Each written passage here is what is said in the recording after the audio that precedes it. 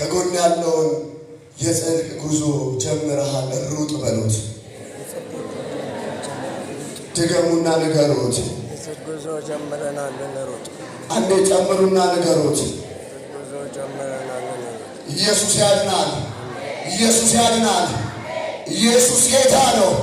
የሆነ አንዳንድ ሰው ዛሬ ሸክም ከላይ ላይ ይራገፋል።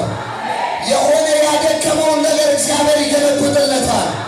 የሆነ መንገድ የዘጋበትን ኃይል እግዚአብሔር ይመታለታል። የሆነ ታካች እንዲሆን ያደረገውን ኃይል እግዚአብሔር ይመታለታል። እግዚአብሔር ከአንዳንድ ሰው ላይ ዳተኝነትን ይሰብራል። እሱ እግዚአብሔር ይሰብራል በሉስ። አጨብጭቡ ለጌታ ክብር።